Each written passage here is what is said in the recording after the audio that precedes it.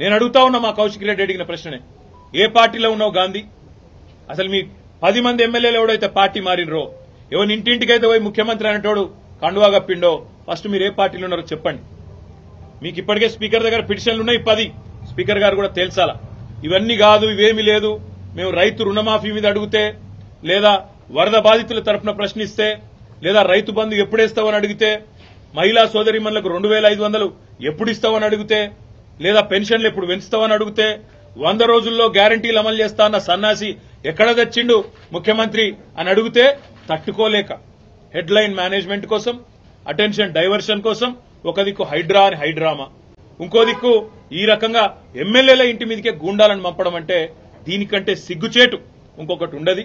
తప్పకుండా నేను రేవంత్ రెడ్డిని అంటా ఉన్నా, చరిత్రలో నీలాంటి పనికిమాలిన ముఖ్యమంత్రులు, నీలాంటి తలమాసిన ముఖ్యమంత్రులు మస్తుగా వచ్చిండ్రు, మస్తుగా పోయినరు. పెద్ద పెద్దోళ్లతోనూ కొట్లాడినాం, చంద్రబాబుతో కొట్లాడినాం, రాజశేఖర రెడ్డితో కొట్లాడినాం, కిరణ్ కుమార్ రెడ్డితోని, రోషయ్య గారితో ఎంతో మందితో తలపడ్డాం. నువ్వు వాళ్ళందరికంటే కూడా చాలా చిన్నోడు, చిట్టినాయుడు, నువ్వు చాలా చిన్నోడవు. నేను మా దగ్గర మా భాషలో చెప్పాలంటే హైదరాబాద్ లో బుల్లబ్బాయి అంటారు నీలాంటి వాళ్ళు. ఇలాంటి బుల్లబ్బాయిలు చిట్టినాయుళ్ళు చాలా మందిని చూసినాం. ఏం ఫరక్ పడేది కూడా ఏం లేదు, ఏం ఇంటికి కూడా వీకలేవు. కానీ ఏదో పైశాచిక ఆనందం, 4 రోజులు ముఖ్యమంత్రి పదవిలో కూర్చున్నా, నేనేందో పెద్దోడిని అయిపోయినా అనేదో ఎగిరిగిరి పడతా ఉన్నావు. రేవంత్ రెడ్డి గారు అధికారం ఎవరికి శాశ్వతం కాదు. నువ్వు ఒక దుష్ట సాంప్రదాయానికి తెరలేపుతా ఉన్నావు.